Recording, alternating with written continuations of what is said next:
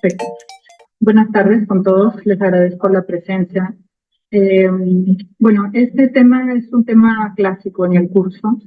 Cada año se renueva un poco las condiciones de descripción, tanto del diagnóstico como de la clasificación, del tratamiento, pero creo que este año el tema de tratamiento ha variado significativamente el enfoque.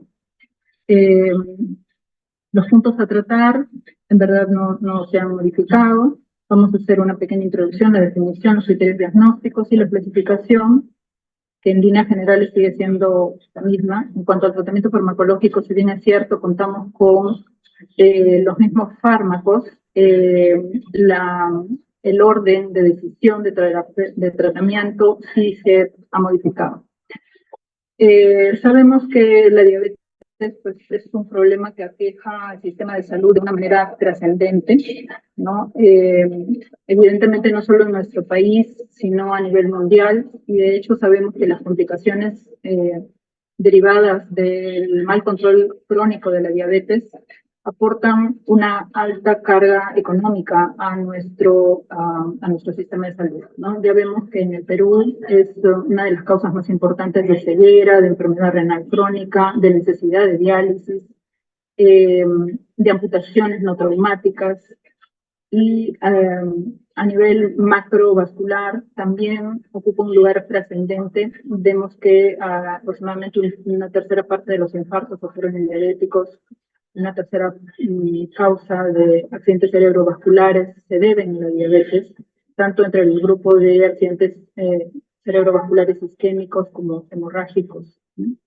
Y ven ustedes que en países en desarrollo ocupa, como no, también un rol importante en cuanto al gasto en salud. Lo que corresponde a prevalencia, este estudio es ya un poco antiguo, vean que es del 2015, pero me parece que la referencia es válida aún, porque no ha habido nuevos estudios que engloben la cantidad de población estudiada en este que les muestro, ¿no? A nivel nacional, nuestra frecuencia de diagnóstico de diabetes es de 7%, y si vamos solamente al departamento de Lima, ha sido 8.4%. En áreas de la costa es más o menos similar a la frecuencia encontrada en Lima, y esta prevalencia es relacionada directamente al estilo de vida occidental que se brinda, ¿no? que se lleva a cabo en nuestro medio, ¿no? Cuanto más menos occidentalizado el estilo de vida, menor frecuencia también de la patología. La diabetes es así un desorden metabólico caracterizado por hiperglicemia, y en la cual no solamente hay hiperglicemia, sino que también hay un defecto en cuanto a la resistencia a la acción de la insulina, y hay una disfunción de la célula beta, ¿no? Esto agravado por la glucolipotoxicidad que genera tanto la elevación de glucosa como el trastorno lipídico que la acompaña.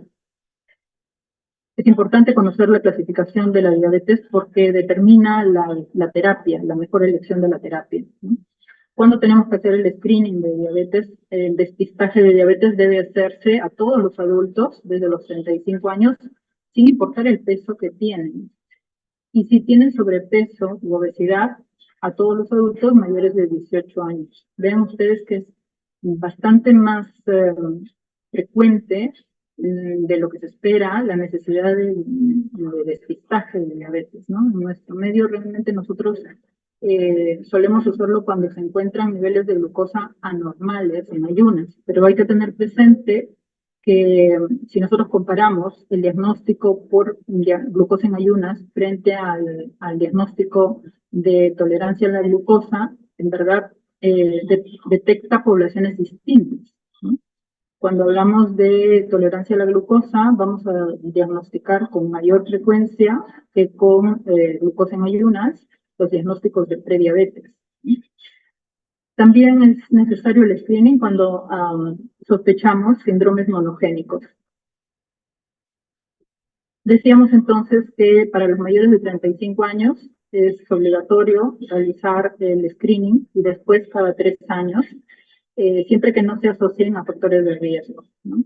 También cuando se trata de mujeres que han tenido diabetes gestacional y se comprende el screening para los mayores de 18 que tengan sobrepeso, cuando tienen factores de riesgo como estos que describen, ¿no? La inactividad, el tener familiares de primer grado con diabetes, una historia de enfermedad cardiovascular, una dislipidemia, hipertensión, una resistencia manifiesta, test previos con sea intolerancia a la glucosa en glucosa alterada o glucosilada que salen fuera del rango normal. También es necesario hacer el screening en pacientes que son portadores de VIH antes de iniciar la terapia de alta eficacia o cuando se les cambia la terapia y 6 meses después de esa modificación, y una vez que ya se les cambió de manera anual.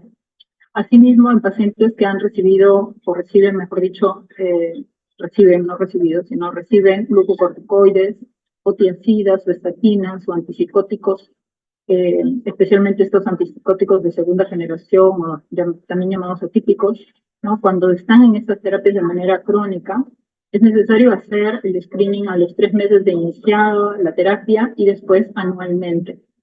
Cuando tenemos diagnósticos de prediabetes, también se considera que deberíamos de hacer el screening anual. Y para los mayores de 65 años, las mismas condiciones que ya hemos descrito como factores de riesgo o cuando tienen apnea del sueño. En niños también se promueve que se realice el screening cuando estamos con 10 años o cuando ha iniciado la pubertad, siempre que el niño cuente como diagnóstico el sobrepeso, que estos son los criterios para catalogar de sobrepeso a un niño, ¿no? Siendo que se den las tablas de crecimiento y desarrollo si se encuentra por encima del percentil 85 del peso para la edad, o si el peso para la talla supera el 120% del peso ideal, o si tiene un índice de masa corporal mayor del 85 percentil para la edad y el sexo, o si directamente no tiene sobrepeso, sino obesidad. Cuando se considera obesidad en un niño, cuando estamos con un índice de masa corporal mayor de 95 percentil para la edad, ¿no? También cuando tienen una historia familiar de diabetes en familiares de primero o segundo grado, cuando pertenecen a una etnia de riesgo, por cierto que los latinos somos una etnia de riesgo, cuando hay signos de insulinoresistencia, llámese acantosis nígrica, o presencia de hipertensión, dislipidemia, poliquistosis ovárica, o que son niños pequeños para la edad gestacional, o cuando hay una historia materna de diabetes mellitus o de diabetes gestacional. En cuanto a los criterios diagnósticos, como ven son los mismos, son los clásicos que todos conocemos, y sin embargo el orden ha cambiado, ¿no? Se pone como mayor preponderancia la presencia de una hemoglobina glicosilada mayor o igual de 6.5, porque tiene una alta sensibilidad para el diagnóstico, porque como comprenderán, pues un examen que traduce 3 meses de mal control, pues evidentemente tiene mayor potencia diagnóstica que exámenes tomados al azar, ¿no? O en un momento dado. Como segunda valoración diagnóstica están los síntomas de diabetes, acompañados de una glucosa plasmática al azar, donde sea mayor o igual de 200 miligramos por decilitro el valor encontrado. Como todos sabemos, es la única forma de diagnóstico de diabetes que no requiere una repetición, ¿no? Los otros 3 criterios, incluidos la hemoglobina glicosilada, se supone que deben de ser confirmados o por el mismo método o por otro, ¿no? La tercera forma de diagnóstico es la glucosa plasmática en ayunas, donde sea mayor o igual de 126, siempre que se acompañe de un ayuno donde la ingesta sea por lo menos 8 horas de ayuno, ¿no? Previos. No importa si es más, ¿no? Esto es una pregunta que muchas veces hacen los pacientes. Y la última forma de diagnóstico es cuando hacemos el test de tolerancia, que nos fijamos el valor de la glucosa a las 2 horas. Esto es importante, no se toma en cuenta las glucosas intermedias, aunque no es raro que se superen 200 y a las 2 horas el paciente otra vez caiga en 140, ¿no? O sea, eso no es diagnóstico de diabetes. Es cuando la glucosa a las 2 horas después de la carga de tolerancia a la glucosa supera o es igual a 200 miligramos por decilitro, ¿no? Y en esto hay que tener en cuenta que el test está estandarizado, se utilizan 75 gramos de glucosa anhidra, los 3 días previos el sujeto debe comer alimentos que contengan carbohidratos, ¿no? Por lo menos 150 gramos de carbohidratos por día, para que el test sea hecho en las mejores condiciones, ¿no? Y bueno, esto de la hemoglobina glicosilada también hay que tenerlo presente. De repente hay que poner un hincapié en cuanto al método que utilicen los laboratorios que usemos, ¿no? Porque el método idóneo es cualquiera de los métodos que sean certificados por el Programa Nacional de Estandarización de Glucohemoglobina, que es un juramento americano, ¿no? Entonces hay que tener un poquito en cuenta el HPLC, que es la cromatografía líquida de alta presión, es el método que frecuentemente se utiliza a nivel internacional y que es catalogado como correcto, ¿no?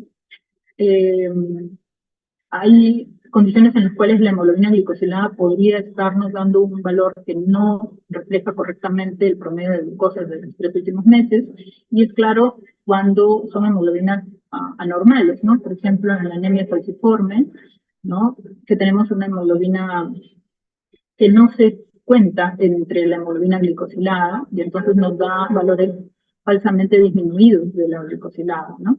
O cuando estamos en periodos post-periparto, ¿no? En el segundo y tercer trimestre del embarazo, en el postparto, porque hay una hemoderivación fisiológica durante la gestación que puede hacer minimizar el valor de la glicosilada. También, por supuesto, cuando hay trastornos eh, de la glucosa 6-fosfato deshidrogenasa que generan una irregularidad en la función de la hemoglobina. Los portadores de VIH, porque alteran su síntesis de eritropoyetina, el propio uso de eritropoyetina en los pacientes renales, los pacientes en hemodiálisis, las transfusiones recientes. En todos estos casos, pues evidentemente la glicosilada no va a ser lo suficientemente eficaz como método de discernimiento de los 3 últimos meses de glucosa, ¿no? El test de tolerancia a la glucosa nos sirve para identificar a las personas, decíamos, en prediabetes, ¿no? Y prediabetes significa valores anormales en ayunas. Estamos hablando de que en ayunas en 100 o más, pero menores de los utilizados para el diagnóstico de diabetes, ¿no? También se utiliza el valor de glucosa a las 2 horas, sabemos que es normal hasta 140, pero, o sea, 139, pero si es 140 y menor de 200, estamos hablando lo mismo de prediabetes. Cuando hablamos de glicosilada, también podemos utilizar este criterio cuando estamos mayores de 5.7, acá falta un signo que es mayor, o sea, 5.8 a 6.4 es lo que se considera para el diagnóstico de prediabetes, ¿no? La OMS, y esto es algo que hay que tener en cuenta, considera que la glucosa en ayunas alterada debería de ser mencionado el valor de 110 y no de 100, como propone la Asociación Americana de Diabetes. Sin embargo, la mayor parte de estamentos de diabetes a nivel internacional, llámese la Asociación Asiática, la Asociación Europea para el Estudio de Diabetes, la propia LAC, que es la Asociación Latinoamericana de Estudio de Diabetes, todas ellas consideran por consenso un valor de 100 como valor normal, ¿no? Pero hay que tener en cuenta esto que la OMS propone, ¿no?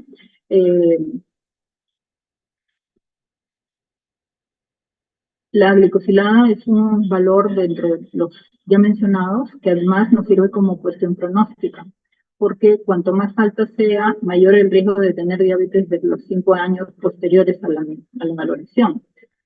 Vean ustedes que si estamos en un valor que no sobrepasa 6%, apenas un 25% de los pacientes como máximo llegarán al diagnóstico de diabetes, mientras que si se supera 6%, un 50% de pacientes podrían llegar a tener diabetes dentro de los 5 años después de realizado el estudio. Además, la glicosilada nos permite reflejar un promedio de glucosa, ¿no? Entonces, el valor de 8, que es el que normalmente utilizamos para decidir un cambio de dosis de tratamiento, ¿no? Refleja que los pacientes superan 183 de glucosa en promedio. ¿sí? En lo que corresponde a clasificación de diabetes, perdónenme un momentito.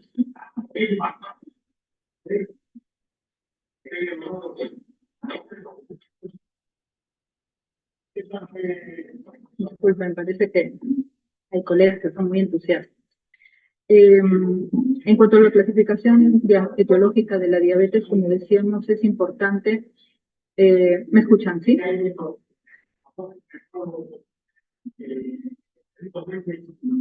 ¿Aló? Sí, pero sí se le escucha. Sí, doctora. Sí, perfecto. Gracias, gracias. Muy bien. En cuanto a lo que corresponde a la clasificación, decíamos que es importante porque nos va a decidir el tipo de terapia apropiada, ¿no? Y el hablar de una clasificación etiológica es todavía más, digamos, dirige más todavía nuestro tratamiento y nos permite elegir una medicina que se llama ahora de precisión, ¿no?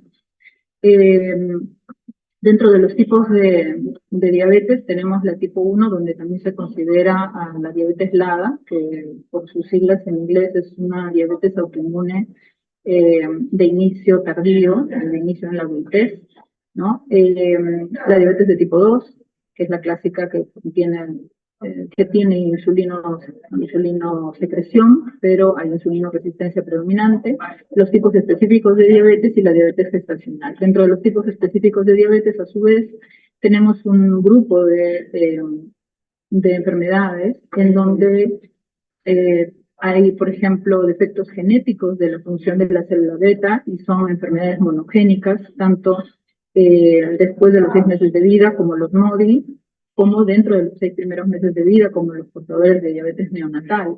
Como vemos, estos defectos monogénicos pueden constar en sobreexpresión o en modificación de acción con pérdida de función, ¿no?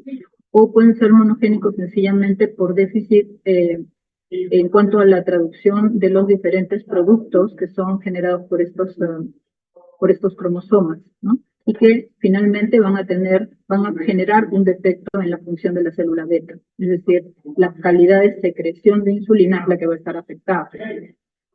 También hay enfermedades del páncreas endocrino que finalmente afectan al páncreas endocrino, como 2 puntos especiales a mencionar, la fibrosis quística y la pancreatitis. La inducción por fármacos, que aquí hay fármacos como por ejemplo los utilizados para el tratamiento de VIH o de tratamientos de enfermedades asociadas al VIH, o también fármacos utilizados para el control de cánceres, ¿no? Otras patologías endocrinas o que acompañan el manejo de la diabetes, fármacos relacionados con el tratamiento de la psicosis y fármacos relacionados con los trasplantes, ¿no? Otras endocrinopatías en donde se van a producir las hormonas contrarreguladoras en mayor cantidad, los defectos genéticos en la acción de la insulina, a la cabeza los pacientes que tienen diagnósticos de síndromes en donde la resistencia a la insulina es la característica y la resistencia a nivel de receptor de insulina. Hay una insulina que está correcta, pero el receptor es el que falla, ¿no? Formas poco comunes de diabetes inmunomediadas, donde los anticuerpos dirigidos contra las células beta coinciden en las membranas de otros lugares, como pueden ser las neuronas, ¿no? O los astrocitos. Y otros síndromes genéticos que han sido descritos asociados a diabetes, pero de manera esporádica, ¿no? También hay infecciones que se relacionan con el desarrollo de diabetes. Y cuando hablamos de diabetes tipo 1, hay que tener en cuenta que estamos hablando de la diabetes tanto la idiopática como la inmunomediada. Son distintas, ¿no? La idiopática, por supuesto, no tiene relación con autoinmunidad. Cuando hablamos de la diabetes inmunomediada, es la más común de la diabetes de tipo 1, ¿no? Y bueno, antes se le denominaba así de todas estas formas, ¿no? Ahora solamente como carácter informativo, porque no es para que memoricemos nada de esto.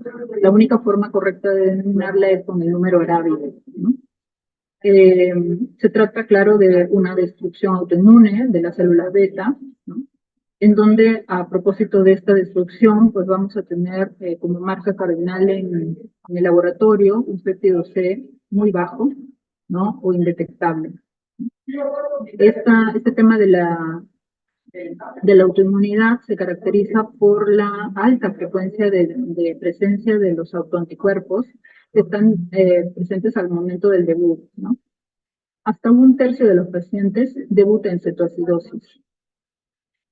Y existe una fuerte asociación con el HLA, llámese el HLA DR3 como el DR4, ¿no? Este, por ejemplo, que les he puesto acá, es la forma de HLA del DR3, ¿no? Donde está fallando el 0301 y el DQB10201, ¿no? Aun cuando la mayor frecuencia de diagnóstico de la diabetes de tipo 1 se hace en jóvenes, hay que tener en cuenta que esta alteración de la autoinmunidad puede estar presente hasta etapas muy tardías y manifestarse tardíamente durante el periodo de vida. Y justamente es en estos grupos tardíos en los que se ve esta diabetes denominada LAD, ¿no? Personas que debutan a cualquier edad de la vida, que pueden ser, por ejemplo, 40, 50, 60 años, y que pensamos erróneamente inicialmente, en razón de su edad, que pueden tratarse de diabéticos de tipo 2, pero vemos que rápidamente o a mediano plazo pasan a dejar de responder a hipoglicemiantes orales y llegan a un requerimiento de insulina incluso a dosis bastante elevadas, ¿no? Se les hace el estudio de péptido C y de anticuerpos y se ve claramente que en realidad es una diabetes inmunomediada, ¿no? No nos dejemos llevar solamente por la edad cuando pensamos en el tipo de diabetes, especialmente si el diabético falla el tratamiento hipoglicemiante oral rápidamente, ¿no? Aun cuando es cierto que se ha visto que en los grupos de personas más adultas, la autoinmunidad progresa más lentamente, ¿no? Y eso permite que haya un tiempo de respuesta a hipoglicemiantes, ¿no?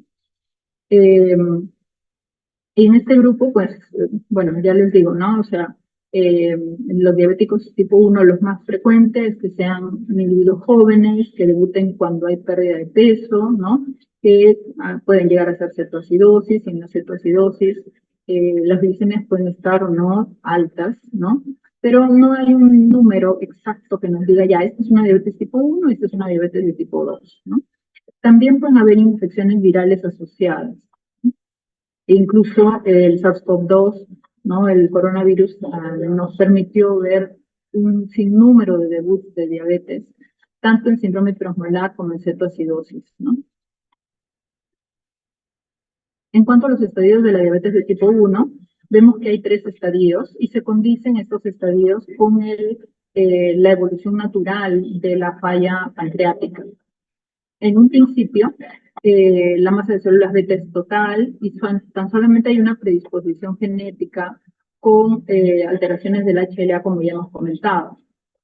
Posteriormente se desencadena un precipitante ambiental, que puede ser una infección viral, y comienza el declive de la masa de células beta asociada a anomalías inmunes, ¿no? Los anticuerpos se hacen presentes.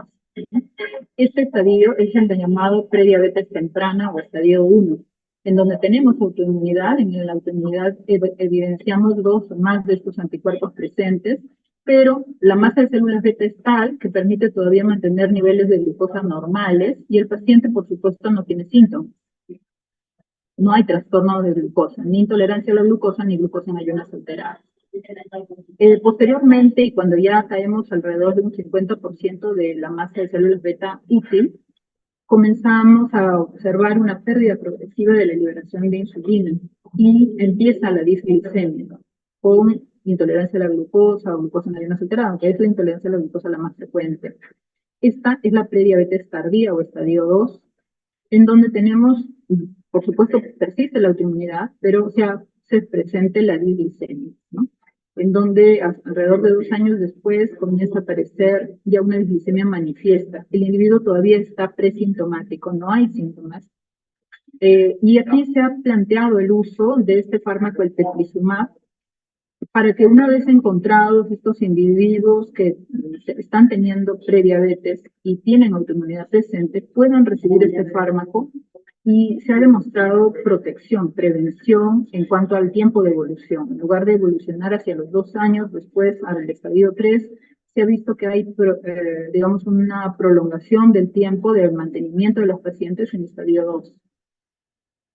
Finalmente, cuando la masa de células beta cae alrededor de 10%, ya llegamos al diagnóstico de diabetes tipo 1 o estadio 3, donde tenemos ya la ausencia de péptido C, hay una hiperglicemia manifiesta, el individuo está sintomático y se llenan todos los criterios de diagnóstico de diabetes. En cuanto a los marcadores de diabetes, los podemos utilizar, por supuesto, en los pacientes en los que tenemos un diagnóstico y buscamos confirmar el diagnóstico de diabetes de tipo 1, pero también los podemos utilizar en familiares de diabéticos tipo 1, ¿no? Para identificar estos grupos de riesgo que van a progresar a diabetes y en los que ojalá pudiéramos utilizar el fármaco que describí, ¿no? El teplizumab. Si tenemos más de 2 anticuerpos, vemos que hay un 70% de progresión a diabetes en los próximos 10 años y hasta de 84% en los siguientes 15 años, ¿no? Es importante tener en cuenta, claro, la edad de la primera detección, el número de anticuerpos, qué tan específicos son los anticuerpos, qué tanto título de anticuerpos tienen, ¿no? Para ver qué grado de progresión puedan tener.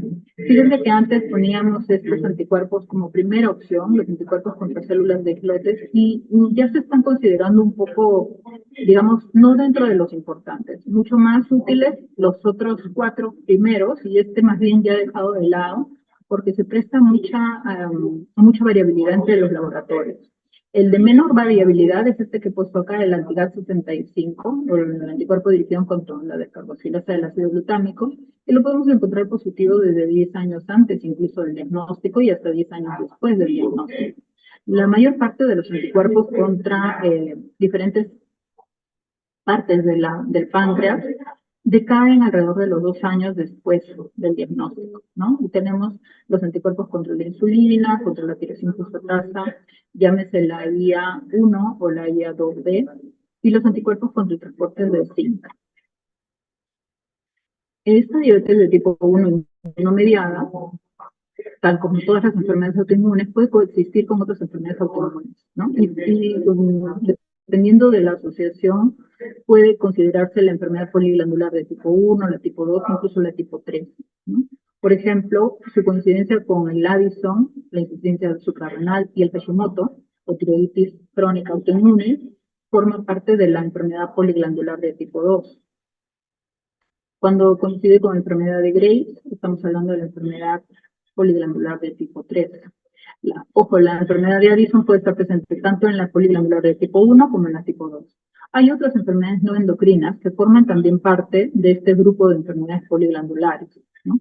Por ejemplo, la dirigida contra las células parietales, en donde se afecta el factor intrínseco y nos da lugar a una disminución de la absorción de la B12, que es el origen de la anemia perniciosa, o el estudio celíaco, donde se afectan las células mucosas del intestino y se da lugar a diarreas, ¿no?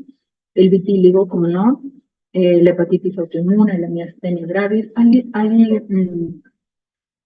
enfermedades autoinmunes asociadas al X, como este síndrome IPEX, que consiste en una disregulación inmune, pero que afecta a varias glándulas endocrinas y también al intestino, ¿no?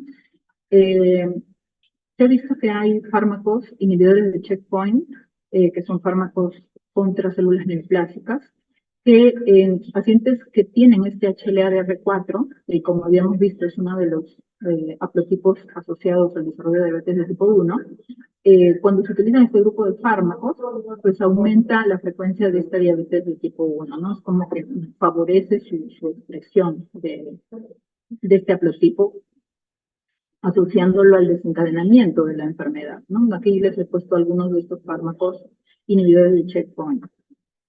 El otro tipo de diabetes de tipo 1, la diabetes idiopática, es una diabetes que no está asociada a autoinmunidad y que, por supuesto, consta de insulinopenia y desarrollo de cetoacidosis, pero tiene digamos, el tip de que este grado de deficiencia insulínica, si bien es cierto, puede llegar hasta cetoacidosis, disminuye su requerimiento de insulina en etapa y etapa, y da lugar a que no se necesite insulina incluso, ¿no? Pero, y por eso le denominan diabetes 2, ¿no? Pero pronta cetosis, cetosis PRON le llaman, ¿no? Y esto significa que estos pacientes, por un motivo desconocido, comienzan otra vez a disminuir su respuesta a hipoglicemiantes orales y llegan a cetocidosis en oportunidades repetidas, ¿no? Entonces, esto, eh, para tenerlo en cuenta, de que si un diabético de tipo 2 nos hace cetosis frecuentemente, hay que medirle el péptido C en esos momentos y seriarlo, ¿no? Para poder identificar tal vez una diabetes de tipo 1 idiopática, ¿no? Aquí no hay HLA asociado, se ve más frecuentemente en descendientes de raza africana o asiática. Y bueno, claramente el requerimiento insulínico es variable, ¿no? Respecto al diabetes de tipo 2, esto seguramente ya lo han hablado. La hipótesis de etiología ha variado en el tiempo y va a seguir variando. De hecho, yo he escuchado recientemente los 12 del patíbulo, una cuestión así, porque siguen agregándose lugares de modificación que van a llevar, por supuesto, al fenómeno que identifica la diabetes, a la hiperglicemia.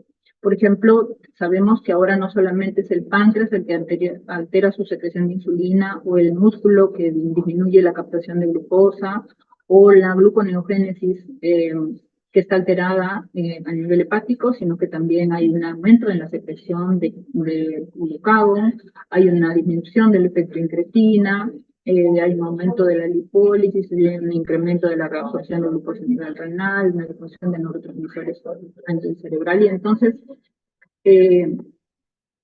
hay cada vez más blancos sobre los cuales podemos trabajar también en cuanto a la terapia, ¿no? La diabetes de tipo 2 es la clásica que todos conocemos, es la más frecuente entre nuestros pacientes diabéticos.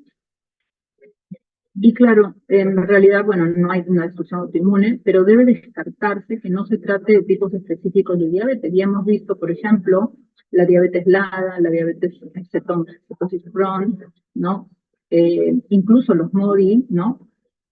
Pueden diagnosticarse tardíamente y parecer como una diabetes de tipo 2, y en realidad tengamos en cuenta que en cada uno de estos casos, pues no serán los hipoglicemiantes orales los mejores para el tratamiento.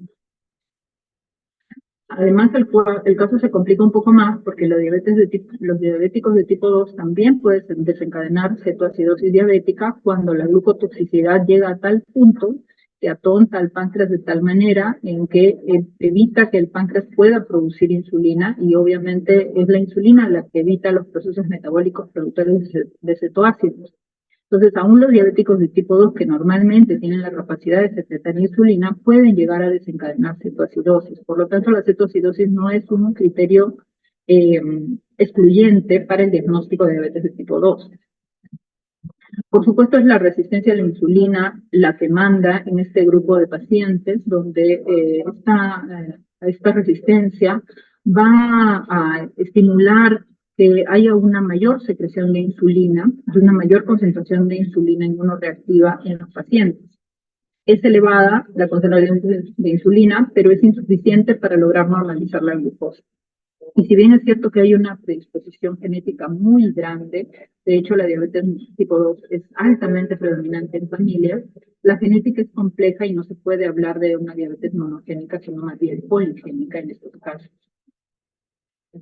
Hablemos ahora de los diabéticos, de otros tipos específicos de diabetes.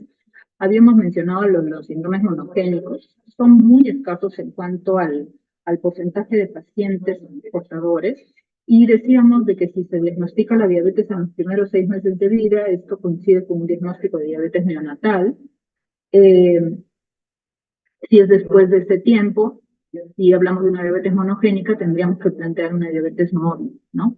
Las diabetes neonatales generalmente son debidas a la alteración de los genes que codifican la subunidad Surkir, ¿no? La subunidad Surkir es la porción de membrana en donde se procede tanto al ingreso de glucosa como a la liberación del el potasio, ¿no? Que cambia el potencial de membrana de una manera importante y que permite que el calcio ingrese y que se secrete insulina, ¿no? Hay una alteración de este tipo que es transitoria debido a esta modificación de este cromosoma, la porción 6q24 del cromosoma 6, ¿no? Y evidentemente importante tener en cuenta de que si lo que falla es el lugar donde se secreta la insulina, donde se une la glucosa y se secreta la insulina, los hipoglicemiantes orales que trabajen sobre ese lugar, llámese sulfonilureas o meglitinidas, van a tener un rol importante en el tratamiento, a pesar de que se trata de niños tan pequeñitos, ¿no? Si se sospecha esto, es importante hacer un test genético, ¿no? En los diabéticos de tipo MODY, hay una fuerte historia familiar, quiere decir más de dos o más generaciones previas con diagnóstico de diabetes, pero no hay hallazgos típicos de una diabetes de tipo 1 o de una diabetes de tipo 2, ¿no? El patrón de herencia es autosómico dominante y cursan con una hiperglicemia que generalmente es leve, ¿no? Ya vemos que la glicosilada difícilmente supera 7.6, ¿no? Obviamente no hay autoanticuerpos, no se debe a una agresión inmune. Esto para mostrar diferentes cromosomas que puedan estar afectados. El cromosoma 7, que es el que va a tener el rol de la síntesis de la glucokinasa. Recordemos, la glucokinasa es una enzima que permite que se fosforile la glucosa una vez que entra a la célula y que una vez que la glucosa ingresa, pues dé lugar a todo ese cambio de energía de la célula que a la postre va a favorecer a nivel del páncreas la secreción de insulina. Si esta enzima está dañada, se necesitan mayores niveles de glucosa para lograr la secreción de insulina. Pero no es que no se consigan. De manera que el mayor cambio metabólico de estos sujetos, los que tienen un déficit de glucosinasa, es que tienen glucosas en ayunas alteradas, pero a posteriori el metabolismo de glucosas es el correcto. El cromosoma 12 afecta la síntesis de este factor nuclear hepatocitario de tipo 1A, que es uno de estos factores que tiene lugar en el núcleo, ¿no? Y que va a generar una síntesis proteica que luego va a traducirse en una secuenciación adecuada dentro de la célula beta para la síntesis de insulina, ¿no? Este es el MODY 3, que es el más frecuente. Este es el MODY 2, este es el MODY 1, ¿no? El factor nuclear hepatocitario de 4A, que ya vemos que está el cromosoma 20 alterado. Hay un cromosoma 17 que también afecta el factor nuclear hepatocitario 1B, que es el MODY 5, ¿no? Y aquí los diferentes tipos de MODY, ¿no? Hay otros MODYs más, por cierto, no son estos los únicos, pero sí son los más frecuentes, ¿no? Y como ven, la herencia es autosómica dominante, y en realidad, como la síntesis de glucosa finalmente se consigue, en verdad el tratamiento felizmente suele ser muy sencillo, ¿no? El único que no necesita medicación es el MODY 2, pero los demás MODY sí responden al uso de sulfonilureas o de meglitinidas también, ¿no? En cuanto a la diabetes neonatal, vemos que hay diferentes genes que puedan estar alterados y en general la forma de herencia es una forma autosómica dominante, aunque también hay los autosómicos recesivos e incluso ligados al X, ¿no? Como ese síndrome IPEX que les había mencionado, ¿no? Bueno, hay diferencias entre los MODY de tipo 2, que es este asociado a glucokinasa, y los MODY de tipo 3 y 1, ¿no? Los diabéticos de tipo 2 y tipo 1, ¿no? En la edad de inicio, generalmente los tipo 1 son de las primeras décadas de la vida, en los tipo 2 son más tardíos, la glucosa puede estar en ayunas elevadas desde el inicio de la vida, en los tipos de MODY asociados a glucokinasa, y más bien el diagnóstico se hace pues, a partir de la segunda década de vida y en adelante, ¿no? Para estos tipos de MODY 3 y 1, ¿no? Ya sabemos que los anticuerpos son solo patrimonio de los diabéticos de tipo 1, en todos los demás grupos son muy raros, están negativos.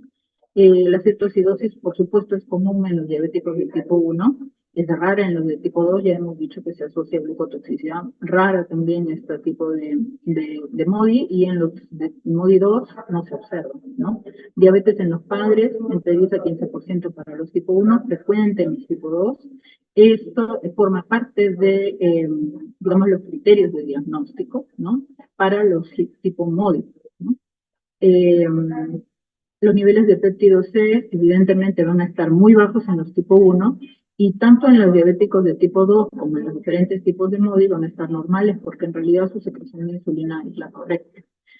Insulino resistencia es rara, aunque puede estar presente en los diabéticos de tipo 1 si se insulinizan tanto que aumentan de peso, pues evidentemente tendrán resistencia a la insulina. Es muy frecuente en los diabéticos de tipo 2 y en estos grupos de casos muy raros, ¿no? La proteína C reactiva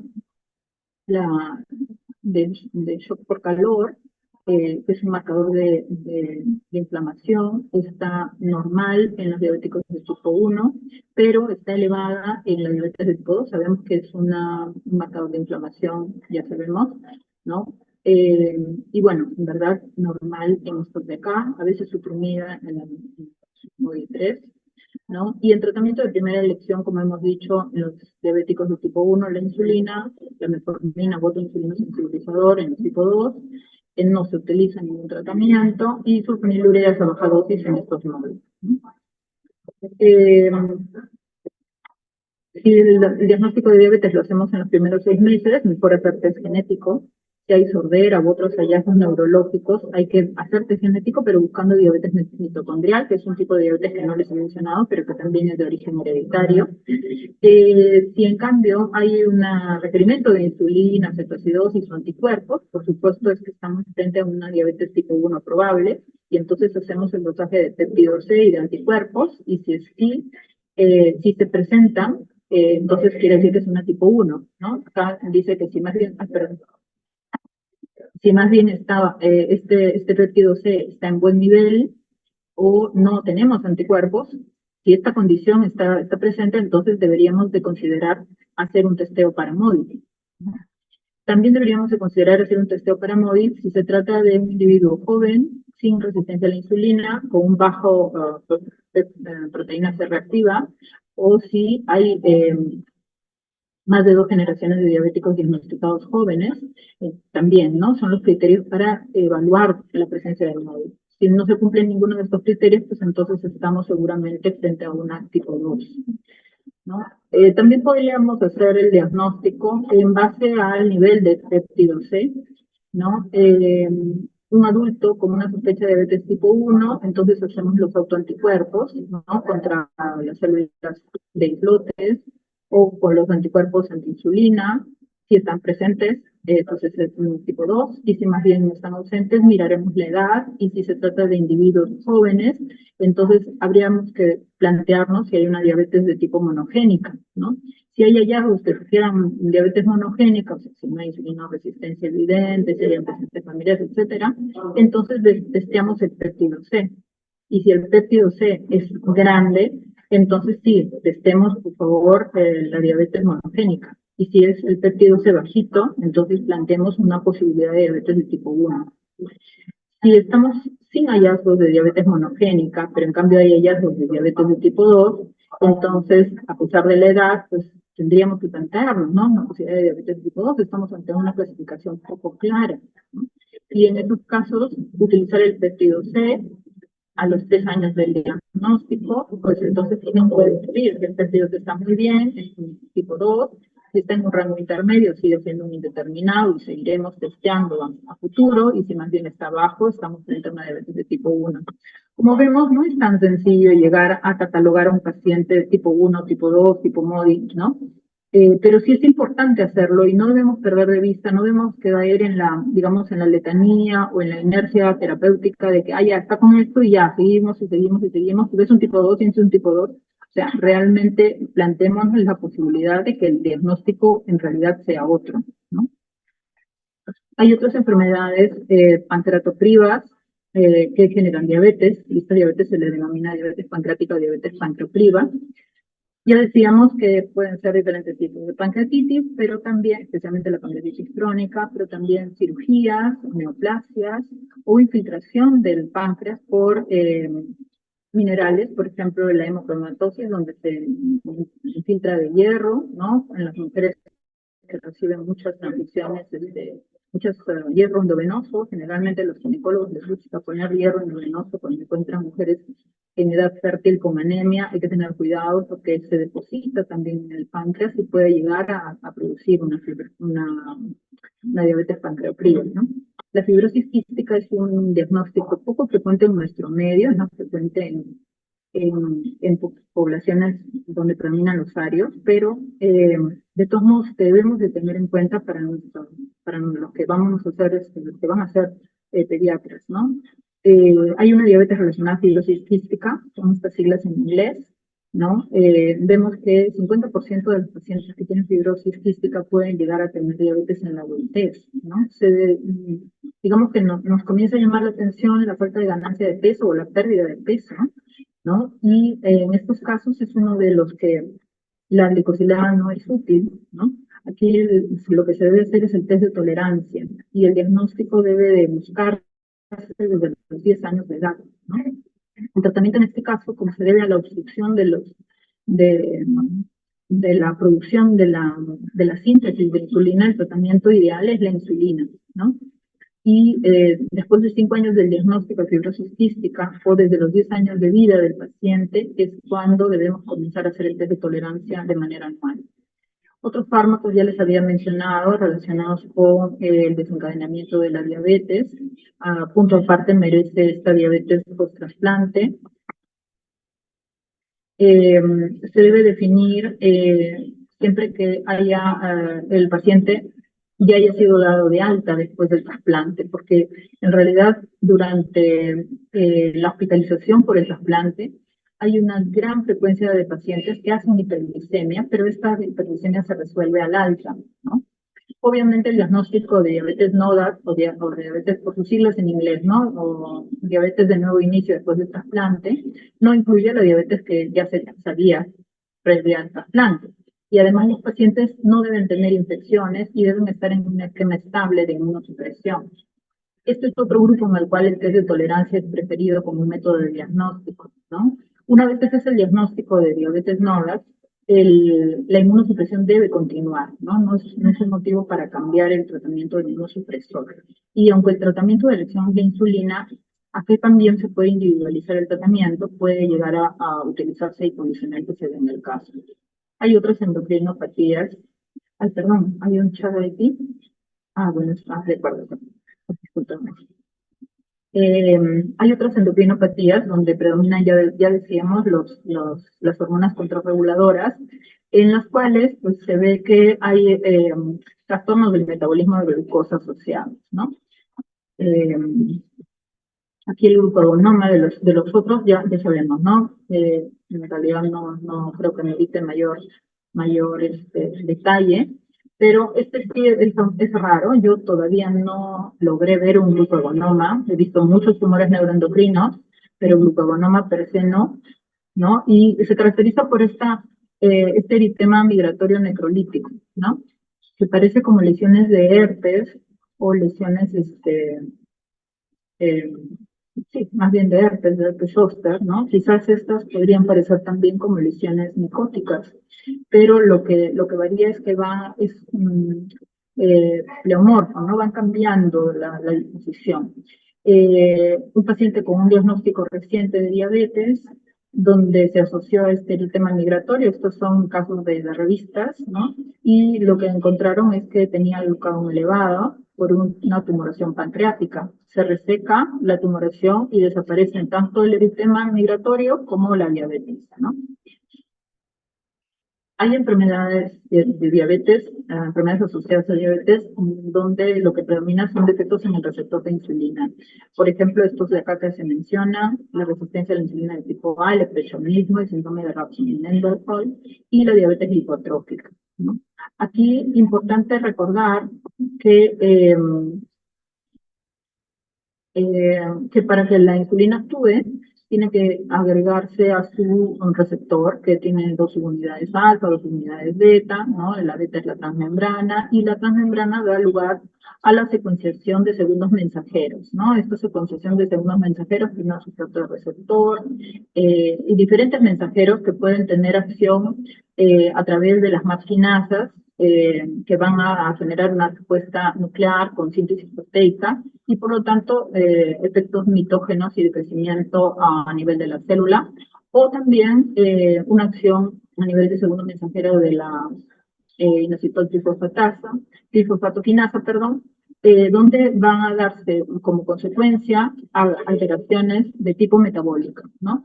Donde vamos a tener exposición de vesículas de Glut para captación de glucosa, donde se va a utilizar la glucosa dentro de las células, se van a estimular las enzimas de sintasa de glucógeno y más bien se van a inhibir las enzimas degradadoras de glucógeno, ¿no? Y lo que se ha visto es que dependiendo del lugar de afectación de ese receptor, pues vamos a tener diferentes manifestaciones clínicas, ¿no? Por ejemplo, este síndrome de Mendenhall, donde lo que se va a afectar es la subunidad beta, y en cambio el eplechanismo vamos a tener alteración a nivel de la subunidad alfa. Y fíjense que vamos a tener hiperglicemia de ayunas, porque, bueno, evidentemente no va a trabajar la insulina sobre el hígado y por lo tanto la gluconeogénesis hepática va a estar manifiesta. Vamos a tener hiperinsulinemia, porque ante falla de receptor, el páncreas se sigue esforzando para lograr el efecto buscado, ¿no? Vamos a tener una intolerancia a la glucosa muy anormal, se acompaña además de dentición anormal, de acantosis nigricans, ¿no?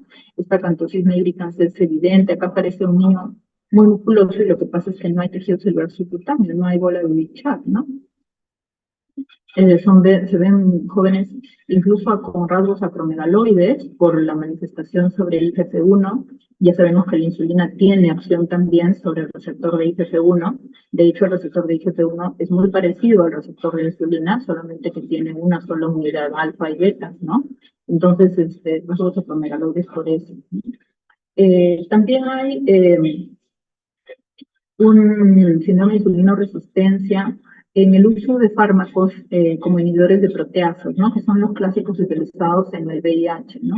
Que nos dan, pues, esta cosa de que las personas que utilizan este tipo de fármacos tienen una escasez de tejido celular subcutáneo y más bien predominancia de obesidad central, ¿no? O también este síndrome de Bernardinelli-Sey, donde lo que vamos a tener es un déficit de esta enzima y se va a generar insulinoresistencia, pero además esteatosis, porque este déficit va a favorecer que se eleven los triglicéridos, ¿no? Y los triglicéridos se van a depositar en órganos sólidos, favoreciendo la esteatosis, la miocardiopatía. Hay además, como falta tejido graso, una hipoleptinemia concomitante al hiperinsulinismo, ¿no? Y bueno, obviamente tenemos el clásico Cushing, ¿no? Donde sabemos que el corticoide va a ser el generador de diabetes, con todos los efectos asociados a la acción diabetógena, ¿no? Que tienen los corticoides. Hay infecciones que antes pues decíamos todas son infecciones intrauterinas, pero sabemos que no solo son intrauterinas, ¿no? El coronavirus afectó la secreción de la insulina de manera definitiva, ¿no? En un porcentaje de pacientes que ha llegado a ser hasta un 12%, ¿no? Y no solamente diabetes de tipo 2 han sido evidentes, sino también diabetes de tipo 1, ¿no? Hay, por ejemplo, este síndrome de Spearman, que es el síndrome de hombre rígido, que tiene el anti-GAP presente, ¿no? Y de hecho es uno de los criterios para este diagnóstico neurológico, donde los individuos tienen una rigidez alternante en diferentes partes del cuerpo y desencadenan diabetes de tipo 1, ¿no? Se sabe que coincide esta autoinmunidad, ¿no? Con la que se genera en una diabetes de tipo 1. Y bueno, hay síndromes genéticos que algunas veces han sido asociados a diabetes, pero no forman parte del cuadro clásico, ¿no? No es que cuando vemos una trisomía 21 necesariamente va a ir a una diabetes de tipo 1, a una diabetes insulino dependiente, pero, o sea, sí se ha descrito, ¿no? En realidad casi todos los síndromes genéticos mayores, conocidos, han descrito alguna vez una asociación con diabetes de tipo, con diabetes asociada, ¿no? Y en cuanto a la diabetes gestacional, bueno, esto ha ido cambiando con el tiempo, ¿no? Sabemos que la diabetes gestacional es cualquier grado de intolerancia a la glucosa, pero que es reconocido durante el embarazo a partir del segundo trimestre, ¿ya? Sea en el segundo o tercer trimestre. Las mujeres con diabetes que son reconocidas en el primer trimestre, en realidad son diabéticas, ¿no? Eh, Antes de las 15 semanas de gestación, si evaluamos a la paciente como primera vez, hay que evaluar si tiene factores de riesgo de los que ya hemos hablado, ¿no? Y si los tiene, pues hay que considerar testear para diabetes mellitus no diagnosticada aún en esta primera visita, o sea, es decir, si caen dentro de este diagnóstico, ¿no? Existe una denominación que le llaman metabolismo anormal de glucosa temprano. ¿Qué quiere decir? Por ejemplo, encontramos una glucosa de 110 o una hemoglobina glicosilada de 5.9, ¿no? Esto nos identifica un mayor riesgo de diabetes mellitus gestacional, es decir, nos obliga a que en el inicio del segundo trimestre hagamos el test de tolerancia y determinemos si la paciente ha hecho diabetes, está en un cuadro de diabetes gestacional o no. Todavía esto no cumple el criterio de diabetes por el nivel de glucosa, por el nivel de glicosilada, no llega a cumplir el criterio de diabetes, pero se denomina metabolismo anormal de glucosa temprano, ¿no? Y de hecho aumenta el riesgo de tener diabetes gestacional en esa gestación, ¿no? Ojo que aquí han hecho estudios y han visto que cuando la glicosilada es de 5.7, o sea, una glicosilada límite, normal, límite, no relaciona con el desencadenamiento de diabetes gestacional, pero sí mayores niveles de glucosa, 5.9 o más, entonces sí. Entonces decíamos que en la primera visita, si hay factores de riesgo, hacemos el test de tolerancia y determinamos si hay diabetes mellitus 2 o diabetes mellitus 1.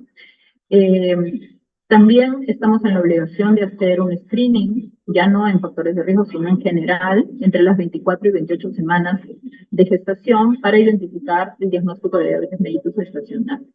Y repetimos el test de tolerancia de 75 gramos a las 4 a 12 semanas postparto en aquellas que han hecho diabetes gestacional y después cada 3 años, porque sabemos que 50% de las mujeres que han hecho diabetes gestacional pueden desencadenar diabetes clásica ya fuera de la gestación dentro de los 5 años después del embarazo.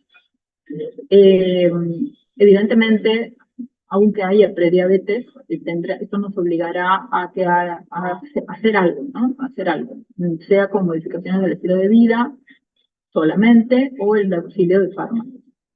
Y evidentemente, ¿por qué es importante identificar diabetes gestacional? Porque se relaciona con estos outcomes negativos, ¿no? Llámese preeclampsia, llámese macrosomía, distocia de hombros y muerte perinatal.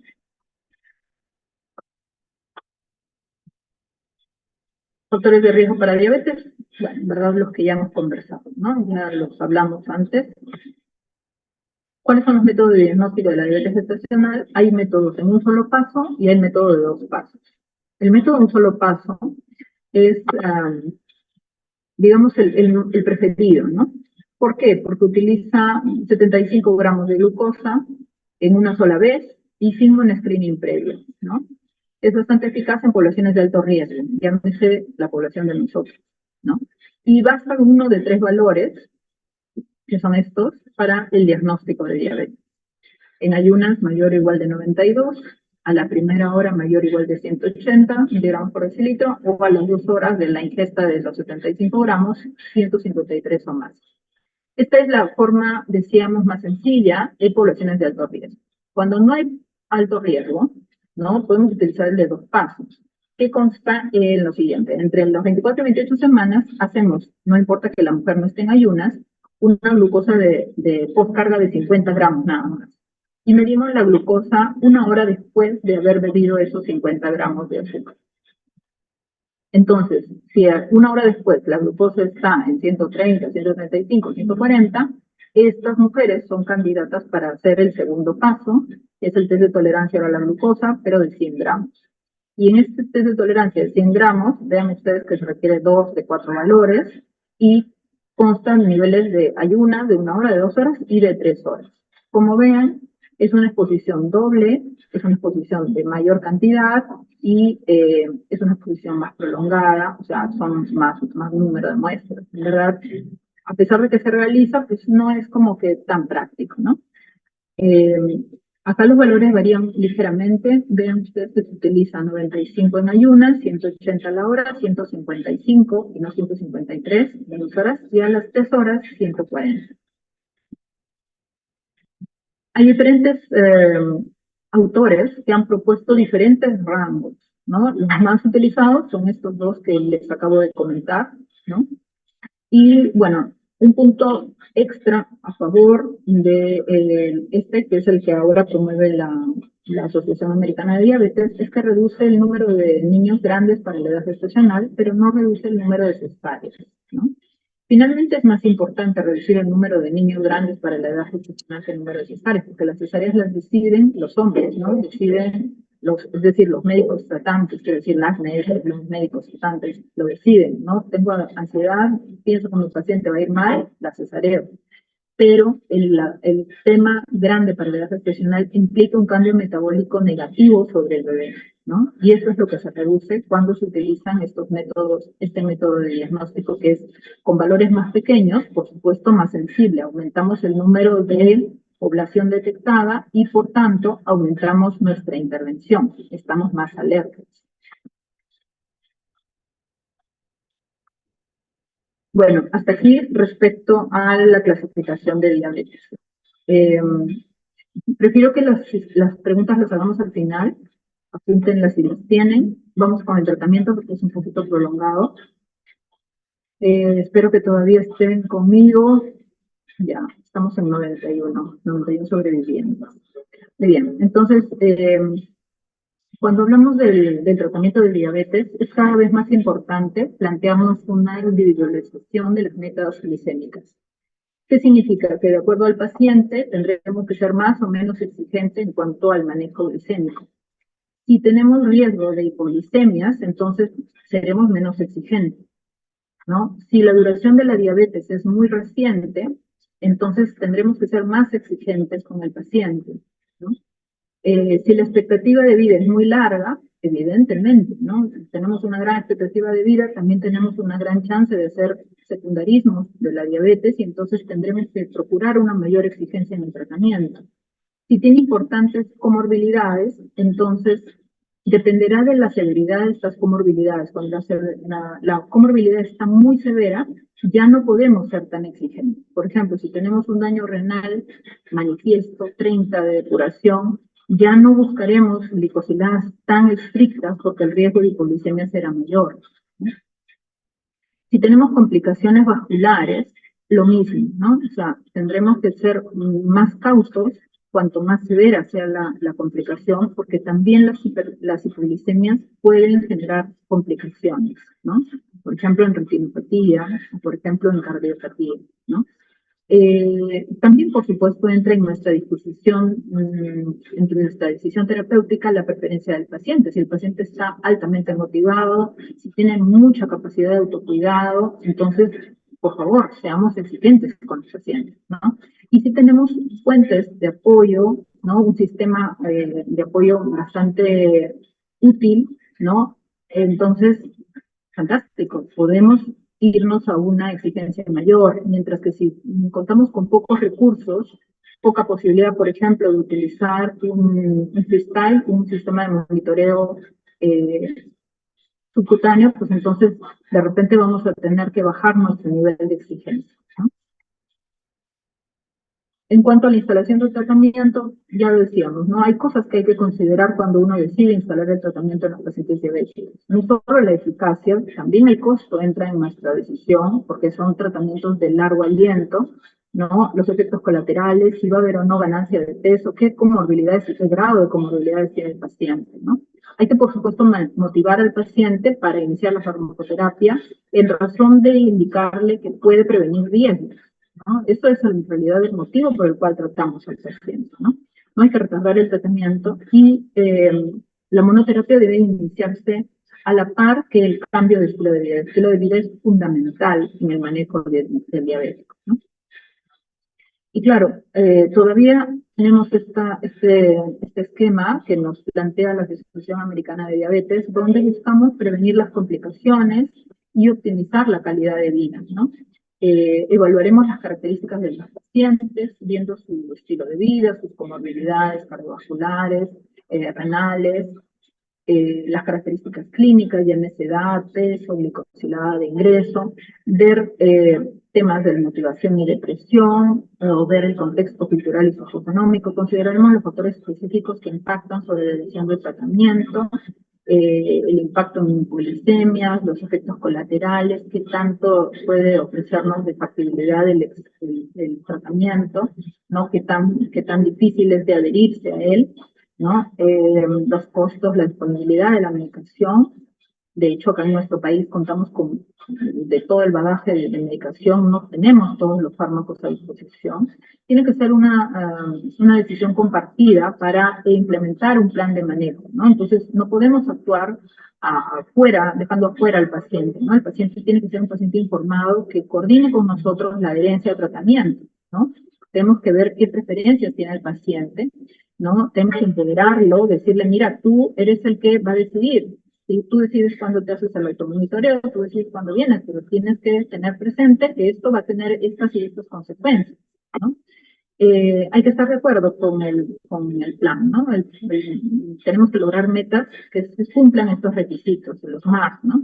Deben ser metas específicas, medibles, logrables, realistas y limitadas en el tiempo, con un límite de tiempo, ¿no? Implementando el plan de manejo y vernos no por un lapso no mayor de 3 meses para poder reevaluar nuestra eficacia, ¿no?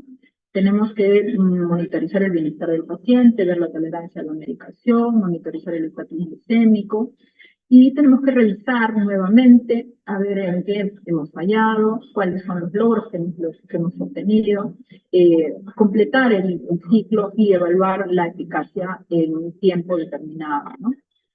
Hay que evitar, decíamos, la inercia clínica, la inercia terapéutica, ¿no? El régimen dietético siempre es importante, ¿no? Así aquí les pongo el tema de la dinámica del plato, donde hay un cuarto del plato que implica carbohidratos, un cuarto proteínas y 2 cuartos ensaladas. Es clásico que podamos usar. No hay una dieta especial para los diabéticos, ¿no?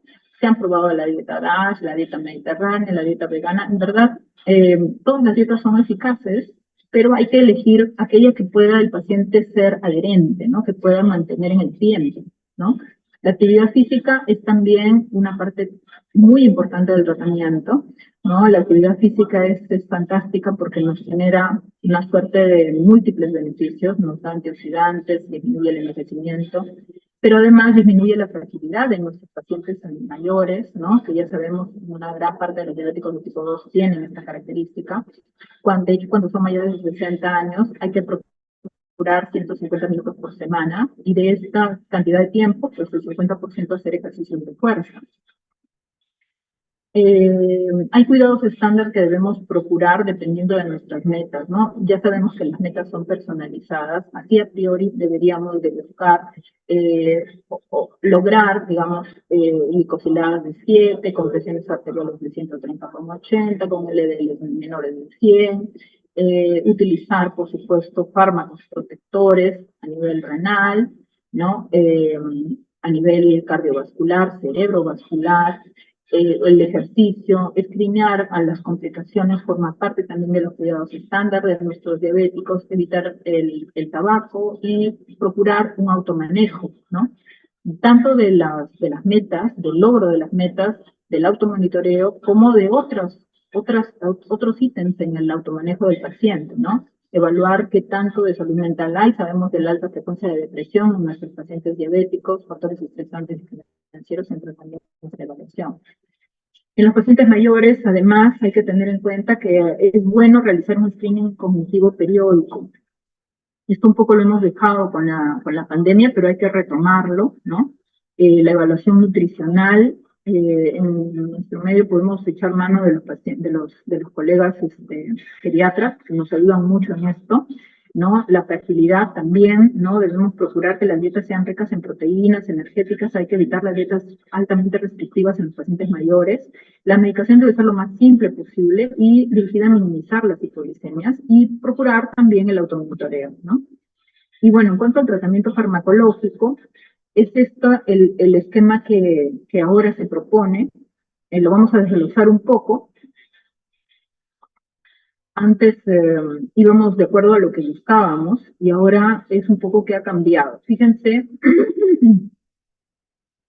el uso de la medicación para disminución de las glucosas tiene como primer paso importante el buscar conductas de estilo de vida saludable, ¿no? Donde las medidas de soporte y educación para el automanejo de la diabetes sean las más importantes, y hay que también tener en cuenta las determinantes sociales de salud, ¿no? O sea, esto viene sí o sí, ¿no? Tenemos que evaluar bien a nuestro paciente. Y después viene qué buscamos, cuál es la meta de nuestro tratamiento.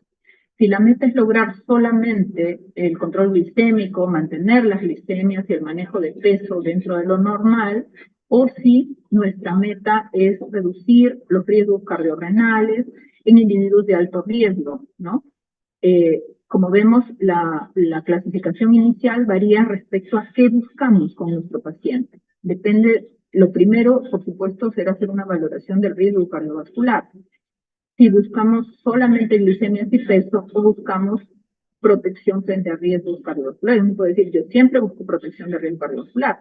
Pero hay que tener en cuenta que hay pacientes que recién debutan y están en 32 años, no tienen ningún riesgo cardiovascular y nuestra principal meta es evitar que progresen. Y entonces ahí será la idea de mantenerlos en buen peso y mantenerlos con unas glucosas normales. Y diferente del paciente que acude a nosotros con factores de riesgo agregados. Entonces, sabemos que las conductas de primera línea son la educación, el automonitoreo, los sistemas de soporte y las determinantes sociales de salud. Y posteriormente ver cuál es la meta, ¿no? Si hay alto riesgo cardiovascular, entonces habrá que ver en qué situación estamos. Si ya tenemos una enfermedad cardiovascular, o solamente tenemos indicadores de alto riesgo. Aunque las definiciones pueden variar, se entiende que alto riesgo está dirigido a pacientes con 55 años o más que tengan 2 o más factores adicionales de riesgo cardiovascular, llámese obesidad, hipertensión, tabaco, dislipidemia o presencia de albuminuria. En cambio, cuando hay una enfermedad cardiovascular ya establecida, esto significa que el paciente ya ha tenido un infarto, un stroke o cualquier procedimiento de revascularización, ¿no? No solamente esto, sino condiciones que puedan ser temporales, como un TIA, una angina inestable, o de alteración vascular periférica, como puede ser una amputación o una enfermedad coronaria sintomática o asintomática. Entonces, en estas condiciones, cuando hay enfermedad cardiovascular ya establecida o hay indicadores de alto riesgo, podemos utilizar uno u otro. Uno, los agonistas del receptor de GLP-1, que tienen un probado beneficio cardiovascular, o unos inhibidores de SGLT2 con probado beneficio cardiovascular. Y si de esta manera hemos logrado el blanco, pues entonces perfecto, ¿no? Pero si no lo logramos, podemos echar mano del otro grupo farmacológico, ¿no? Y si finalmente hemos logrado un buen nivel de glicosilada, fantástico, pero si no, podemos todavía echar mano de tiazolidinedianas a dosis bajas, ¿no? Siempre que tengamos este tipo de pacientes con alto riesgo cardiovascular.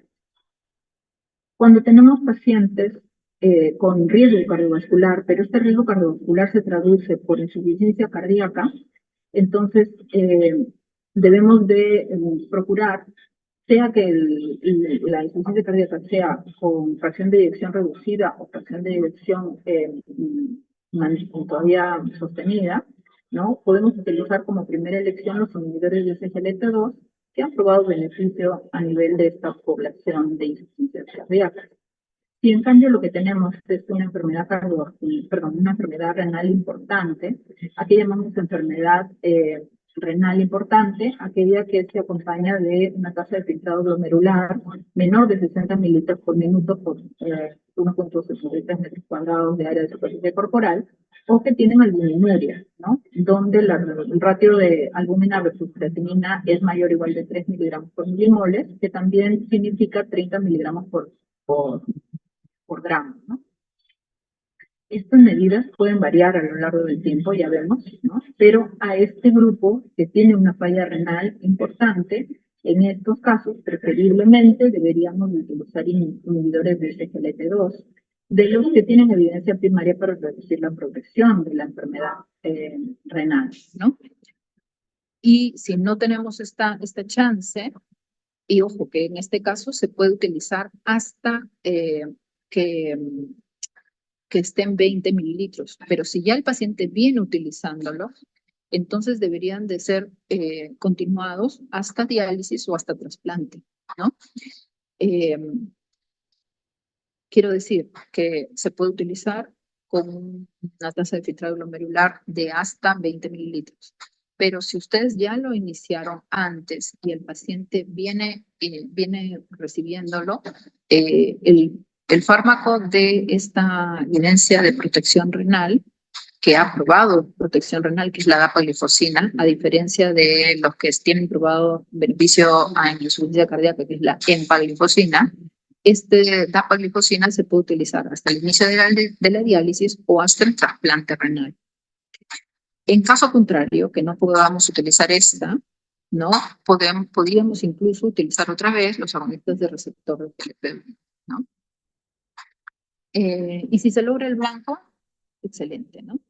Si el blanco no se utiliza, pues podríamos adicionar al que estemos usando el otro grupo farmacológico, ¿no? Si en cambio nuestra meta es lograr y mantener el control glicémico y de peso, entonces podríamos utilizar metformina, ¿no? O agentes que utilizan metformina, ¿no? Para lograr mantener las metas de tratamiento. Por supuesto, hay que priorizar aquellos que eviten la hipoglicemia, ¿no? Especialmente en individuos de alto riesgo para hipoglicemia, o sea, en gente mayor, ¿no? O gente que no pueda tener acceso a la ingesta. Los acercamientos de alta eficacia tienen la probabilidad de lograr las metas glicémicas de acuerdo a la eficacia del fármaco, ¿no? Son de alta eficacia para disminuir las glucosas, medicamentos como los agonistas de receptor de GLP-1 y las quimeras, ¿no? La dulaglutide, la semaglutide, la tirzepatide, ¿no? La insulina también es el medicamento de alta eficacia. Y la combinación oral de varios fármacos o la combinación de inyectables, ¿no? Llámese de insulina con los agonistas de receptor de GLP-1. De solo alta eficacia, ya no muy alta, sino alta eficacia, tenemos los agonistas de receptor de GLP-1 que no hayan sido ya listados, o sea, no dulaglutide, no semaglutide, no tirzepatide, la metformina, los inhibidores de SGLT2, las sulfonilureas y las tiazolidinolinas. Y de eficacia intermedia en la disminución de glucosa, tenemos a los inhibidores de la DPP-4. Si nuestra meta, además de lograr mantener el control glicémico, es mantener también el peso, ¿no? Hay que individualizar qué grupo de paciente tenemos, ¿no? Por supuesto, siempre hay que aconsejar cambios del estilo de vida, de nutrición, programas de alimentación, verificar toda la adherencia a esta y podría plantearse la medicación para la pérdida de peso. Hay otros a los que se resulta más apropiado ingresar en un programa de manejo de peso ya estructurado, ¿no? O se puede también plantear la cirugía metabólica. Es decir, tenemos poblaciones a las que solamente respondan con terapias conservadoras o con fármacos para disminución o con cirugías o con planes de manejo de peso, ¿no?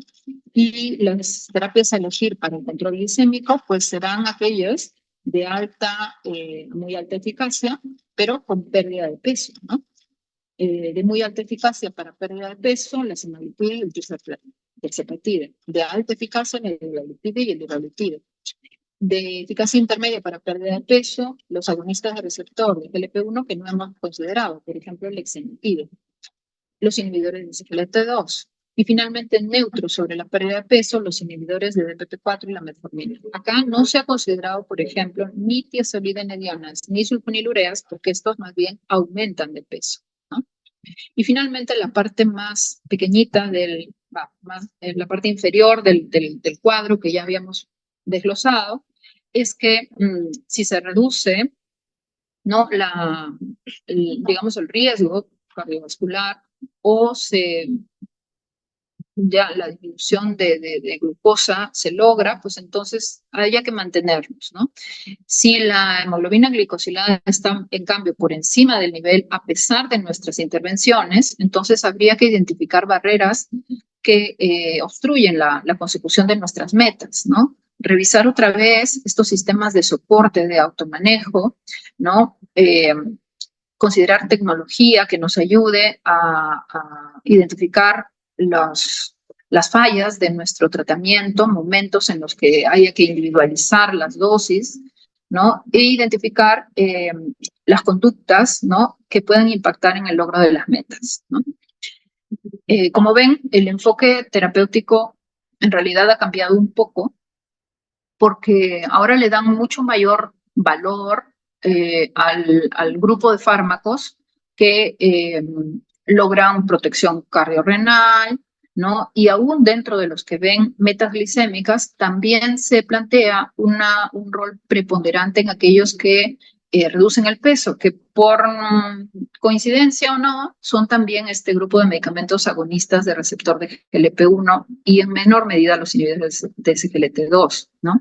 Tal vez ustedes, porque recién les estoy yo planteando este esquema terapéutico, les parece lo más lógico, pero créanme que durante mucho tiempo ha habido todo un enfoque distinto, ¿no? Del manejo de las glucosas. Este cuadro que se ve tan feo, en verdad es bastante útil porque menciona los puntos fuertes de cada uno de los grupos farmacológicos. Los vamos a desglosar rápidamente aquí, ¿no? Bueno, la metformina, como hemos visto, en realidad dentro de nuestro esquema terapéutico, ¿verdad? No está considerado dentro de los primeros fármacos cuando hay riesgo cardiovascular, está más bien dirigido a control glicémico, ¿no? Estrictamente control glicémico, ¿no?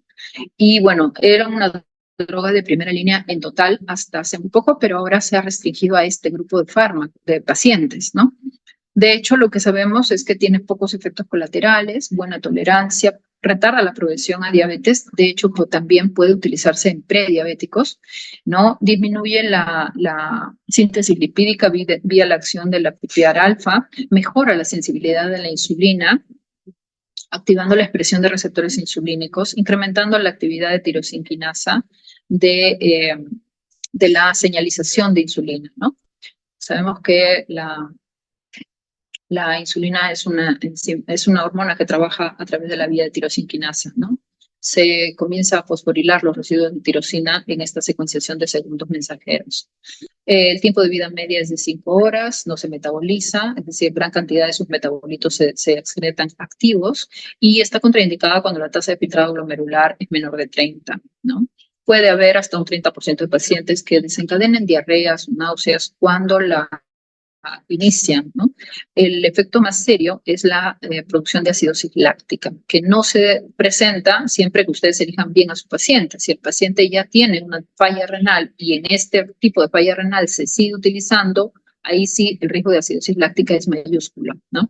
Puede causar déficit de vitamina B12, especialmente, no tanto de ácido fólico, y su eficacia para disminución de la glicosilada es bastante buena, ¿no? Aún no se ha aprobado el uso de metformina durante la gestación, aunque paradójicamente la propia Asociación Americana de Diabetes lo menciona, ¿no? Dentro de su esquema de manejo.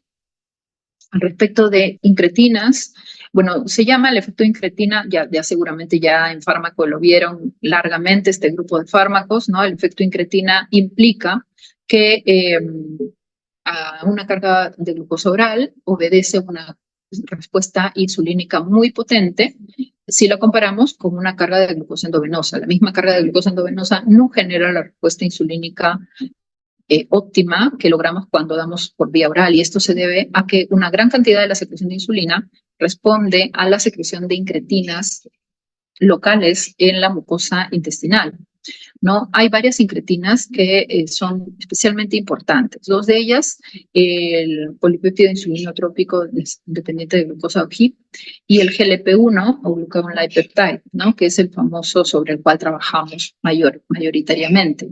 Tienen un tiempo de vida muy corto estas incretinas, ¿no? Y esto se debe a que rápidamente son degradadas por la enzima la dipeptidilpeptidasa 4, ¿no? De manera que los fármacos que sean inhibidores de dipeptidilpeptidasa van a favorecer la prolongación del efecto de GLP-1. Y por supuesto, mucho más eficaces van a ser los que agonizan, son agonistas del receptor de este GLP-1, porque prolongan efectivamente su acción, ¿no?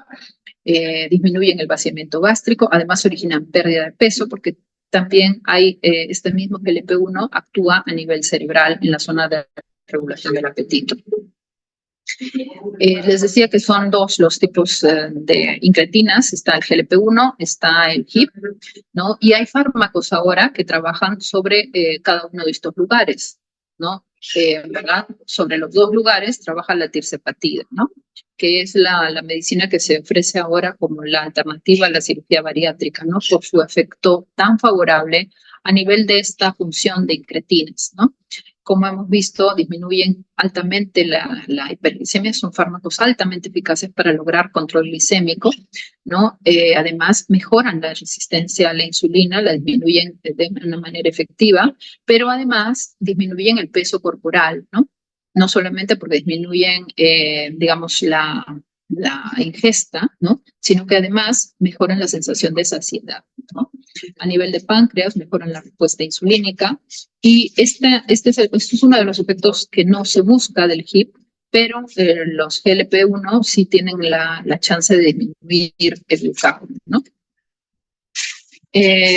Bueno, ya sabemos, todos estos son los grupos de agonistas de GLP-1, ¿no? Ya he mencionado en cuanto a su eficacia. En nuestro medio no tenemos ni semaglutide ni tercifatide. Tenemos liraglutide, tenemos exenatide, tenemos dulaglutide también, lisixenatide, ¿no? Y están contraindicados en falla renal, ¿no? En falla renal hemos visto que se limitan hasta 20 de la función renal, ¿no?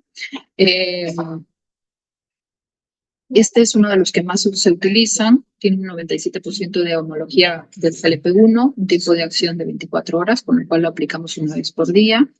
Tienen una alta eficacia en la reducción de la hemoglobina glicosilada, aun cuando lo podemos utilizar en monoterapia. Además, tiene una disminución de peso, presión arterial sistólica. Bueno, algunas veces puede provocar náuseas. Generalmente no provoca elevación de anticuerpos, como sí lo puede hacer la insulina, que también lo ponemos subcutáneo. Todos estos fármacos agonistas de GLP-1 son parenterales, se tienen que poner subcutáneo. El único que se puede poner parenteral, que se puede tomar, es el semaglutide, ¿ya? Acá, insisto, en nuestro medio todavía no hay.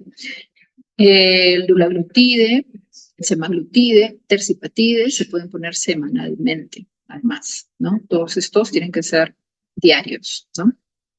Y ya vemos que la tercifatide puede lograr hasta un 21% de disminución de peso en un año, ¿no? Los inhibidores de DPP-4, que como hemos visto en cuanto a su eficacia hipoglicemiante, no son de los mejores, pero son bastante bien tolerados por vía oral y pueden ayudar en la consecución del control glicémico, la metformina, ¿no? Tienen un impacto especial en la glicemia postprandial, como es de sospecharse, ¿no? Ya hemos visto que disminuyen el tiempo de vaciamiento, disminuyen el vaciamiento gástrico, prolongando el tiempo de este vaciamiento y por lo tanto generando menores picos de glucosa post-alimentos, ¿no? Puntualmente hay cosas que resaltar, ¿no? Sitaglitina, por ejemplo, es de los que pueden lograr mejorar la función cardíaca y la perfusión miocárdica, pero no se utiliza, o sea, hay un estudio que es que demuestra la eficacia y no es más eficaz que otros fármacos, ¿no? Eventos adversos frecuentes, infecciones de vías respiratorias altas y algo que hay que tomar muy en cuenta, el fenómeno de pancreatitis aguda, ¿no? Entonces, si tenemos un paciente que ha tenido pancreatitis previo, no son fármacos de primera elección en este grupo de pacientes, ¿no? Y atentos con la reducción de dosis, que hay que reducir la dosis cuando se produce falla renal, moderada severa, pero la linagliptina no requiere esa corrección porque es de los fármacos que no se elimina la linagliptina y la gemigliptina, que es un inhibidor de DPP4 reciente, no requieren corrección en el caso de falla renal porque se excretan la linagliptina predominantemente por vía hepática y la gemigliptina 50% por vía hepática y 50% por vía renal. Los inhibidores del CGLT2 son agentes glucosúricos, ya sabemos que bloquean esta enzima a nivel renal. También hay SGLT1 que está a nivel intestinal, pero esta que está a nivel renal, pues favorece la glucosuria, ¿no? Y bueno, son útiles hasta que la falla renal es muy avanzada, ¿no? El estudio DAPA-CKD, que se utilizó dapagliflozina en enfermedad renal crónica, demostró su seguridad aún en pacientes con tasas de filtrado glomerular menores de 25%, ¿no? Logran una pérdida de peso modesta, también reducen la presión arterial y ya hemos visto que son de elección en pacientes con insuficiencia cardíaca, con gasto cardíaco conservado y también con gasto cardíaco reducido. Tienen el efecto adverso esperable, ¿no? De infecciones urinarias y micosis genital por la vía de eliminación de la glucosa, ¿no? Raramente pueden ocasionar cetoacidosis diabética euglicémica, ¿no? Esto porque ya sabemos, ¿no? Sí pueden haber diabéticos de tipo, entre comillas, 2, que en realidad sean diabéticos LAGUA, ¿no? Donde hay una pobre producción de insulina. Si a estos diabéticos llamados, entre comillas, de tipo 2, se les da un inhibidor de SGLT2, van a producir glucosuria, con lo cual los niveles de glucosa van a estar normales. Pero es la insulina la que evita la producción de cetoácidos. Y ellos, al no tenerla, van a tener glucosas normales y, sin embargo, producción de cetoacidosis. Entonces, a tener en cuenta que un inhibidor de SGLT2 lo podemos dar, por supuesto, pero tenemos que tener la certeza que el paciente es productor de insulina. No están indicados en diabéticos de tipo 1. ¿Ya? Las tiazolinidionas son fármacos modificadores, ¿no? de la síntesis, ¿no? Lo que hacen es que mejoran la acción insulínica de la síntesis y de la acción insulínica, ¿no? Son moduladores proteicos en realidad, porque su acción no la ejercen a nivel de la membrana de la célula beta, ¿no? Ni al nivel de la membrana de las células blanco. Lo que hacen es que se utilizan en las células blanco para favorecer que se sinteticen las moléculas que se utilizan en la respuesta a la insulina. Por lo tanto, son grandes insulinosensibilizadores, ¿no? También disminuyen la acumulación de ácidos grasos, disminuyen la producción de citoquinas inflamatorias y esto, al igual que la insulinosensibilización que logran, son los factores clave para que podamos utilizarlos en hígado graso, ¿no? Las sulfonilureas cada vez tienen un rol más pequeñito en el tratamiento de la diabetes. Sabemos que aumentan la secreción de insulina, ¿no? Las podemos utilizar cuando todavía tenemos reserva pancreática, como insulinosecretores, ¿no? Los de primera generación ya no se utilizan, en la segunda generación todavía los usamos y siguen siendo útiles tener presente también para los tratamientos en MODY, como hemos mencionado, ¿no? El riesgo, por supuesto, es que con la secreción de insulina que se logra, pues se puede aumentar la facilidad de hipoglicemia, ¿no? Y bueno, vamos avanzando. Las meglitinidas son medicamentos que favorecen la secreción de insulina, muy parecidos a las sulfonilureas, se unen también al receptor SUBKIR, pero la unión a ese receptor es mucho más débil que en el caso de las sulfonilureas, ¿no? En el caso de las sulfonilureas son uniones estables al receptor, lo que favorece una síntesis de insulina mucho más marcada. En cambio, en el caso de las meglitinidas, se unen al receptor, se unen a ese receptor sub-KIR, pero la unión es inestable y depende de la cantidad de energía de la célula, ¿no? ¿Qué quiere decir? Que si uno no comió, por supuesto, la célula beta no va a tener tanta energía y no va a haber secreción de insulina. Por lo tanto, aunque hayamos tomado la pastilla, ¿no?, hipoglicemiante de este tipo, una repalinida, por ejemplo, no vamos a tener hipoglicemia si es que no comimos. Cosa que sí va a ocurrir en el caso de la sulfonilurea. Si tomamos una glibenclamida y no comemos, de todos modos vamos a tener una hipoglicemia porque sí se va a secretar la insulina, ¿no? Y esta es la ventaja que tienen las meglitinidas, que se pueden utilizar ante horarios irregulares de ingesta, ¿no? En niños pequeños, como son los MODY, o en individuos muy mayores, ¿no?, que responden a sulfonilureas, pues mucho más seguro en cuanto a hipoglicemias, utilizar una meglitinida, que por cierto en nuestro medio no contamos con ellas. Estuvieron un tiempo, pero ahora ya no.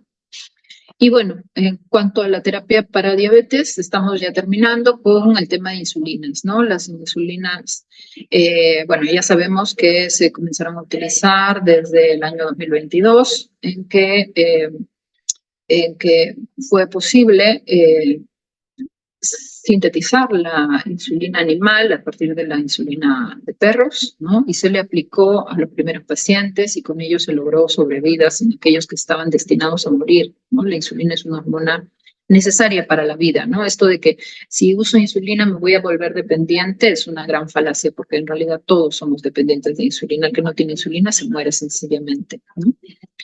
Es importante tener en cuenta que si utilizamos insulinoterapia tenemos que hacer automonitoreo glicémico, ¿no? Ahora felizmente están los sensores de glucosa que permiten que fácilmente nos medimos la glucosa, sea en el sensor de glucosa o sea en nuestro celular, podemos mirar la glucosa que tenemos, la excursión glicémica que logramos después de las ingestas y nos permite hacer modificaciones, sea porque nos aplicamos insulina o sea porque tenemos una bomba de insulina que nos aplica la insulina subcutánea de manera automática, ¿no? Diferentes tipos de insulina están disponibles. Estas son las insulinas de acción rápida, ¿no? Las clásicas que tenemos en el mercado, ¿no?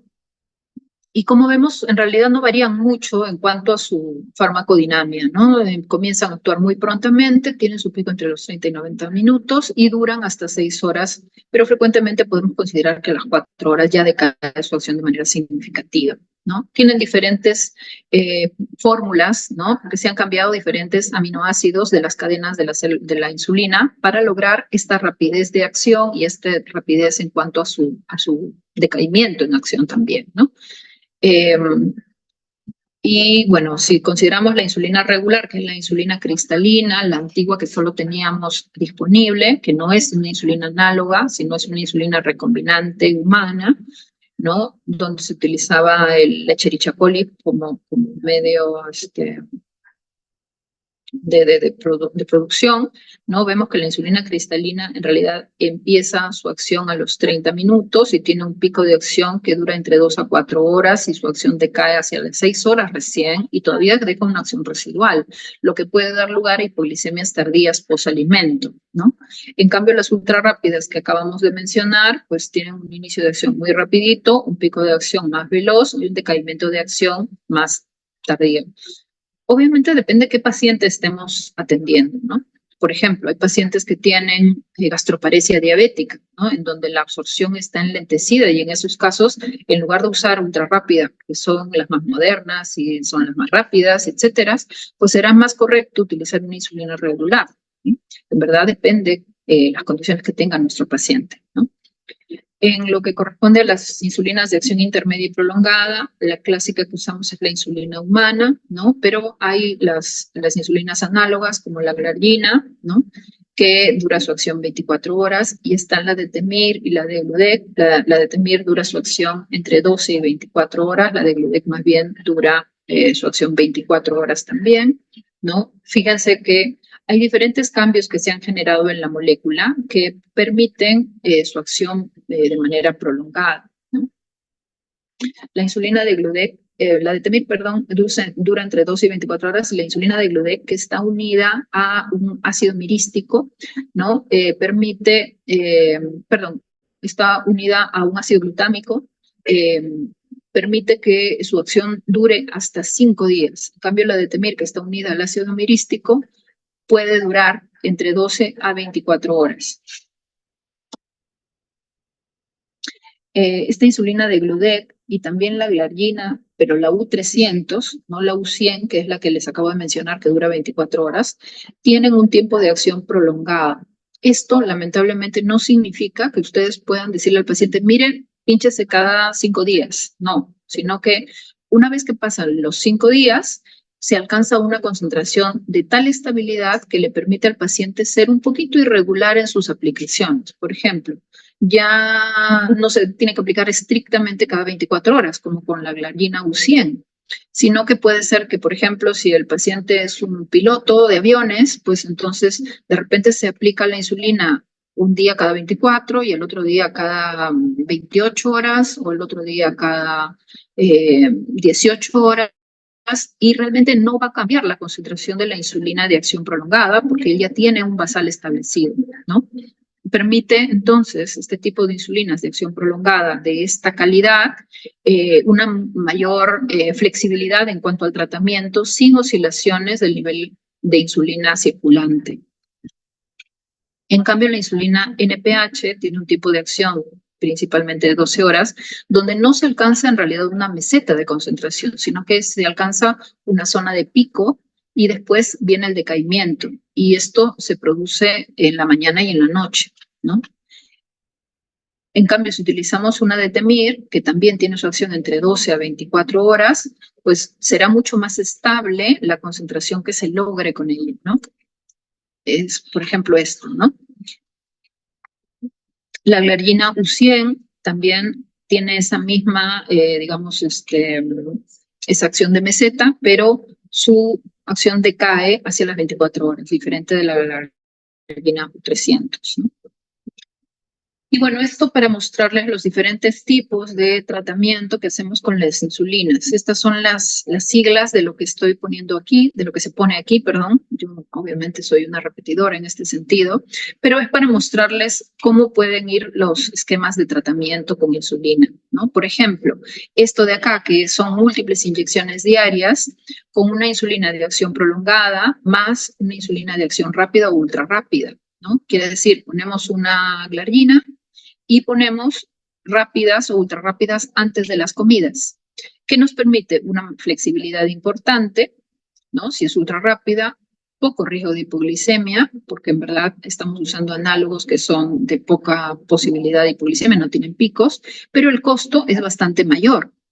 En cambio, si utilizamos 2 insulinas 2 veces al día de NPH con una insulina regular, que es la insulina antigua cristalina, ¿no? Entonces, no, en verdad no vamos a tener tanta flexibilidad, tenemos que comer a la hora correcta, ¿no? Y vamos a tener un riesgo de hipoglicemia porque ya vemos que la cristalina tiene un tiempo de acción un poco más prolongado, pero los costos van a ser bastante menores, ¿no? En realidad depende cuál sea nuestro paciente, ¿no?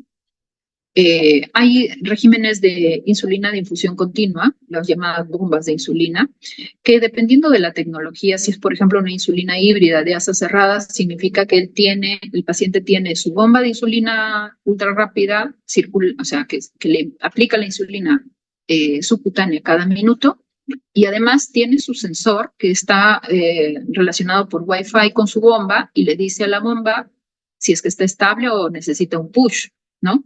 Y entonces la flexibilidad será magnífica, ¿no? Estos pacientes pues, pueden hacer lo que quieran y siempre vamos a tener la seguridad de que vamos a estar bajo control. El riesgo de hipoglicemia va a ser mínimo porque el sensor mide la glucosa minuto a minuto. Y los costos, evidentemente, van a ser muchísimo mayores, ¿no?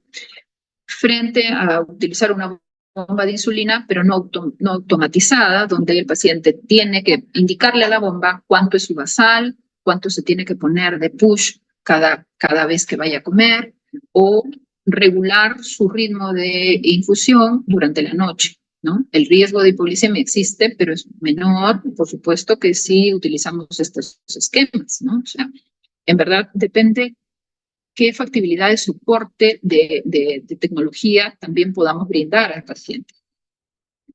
Hay diferentes tipos de insulina nuevas, que, por ejemplo, han cambiado ciertas características, ¿no?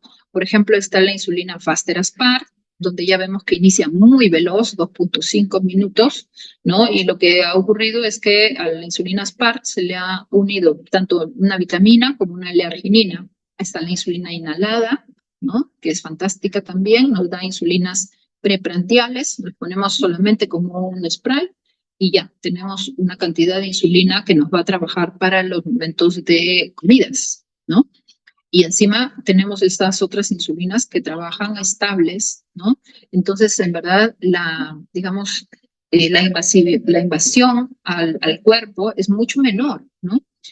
Y estas ya están en mercado, no acá en Lima, pero, no sé, no en nuestro país todavía, pero en Estados Unidos sí que las hay, ¿no? Está la insulina Lispro, que inicia todavía más veloz que la Faster Aspart, ¿no? Porque está unida al citrato y al aldosterona, ¿no? Y está la insulina Icodec, ¿no? Esta insulina Icodec está unida también a un ácido graso, pero un ácido graso de cadena muy larga, ¿no? Y esto hace que se una a la albúmina. Y obviamente, si se une a la albúmina, no se elimina, ¿no? Entonces, en verdad, sigue actuando por un tiempo de vida media de 1 semana. Quiere decir que esta sí se puede utilizar con 1 semana de cada semana, ¿no? Entonces, cuando ya esta esté en venta, pues va a significar un gran adelanto en cuanto a la adherencia al tratamiento de los pacientes, ¿no? Hay uniones que ya están en venta, por ejemplo, la Igla-Gilixi, que une lisixenatida con glargina, ¿no? Y tenemos la ventaja del inhibidor de CPLT2 con una insulina, ¿no?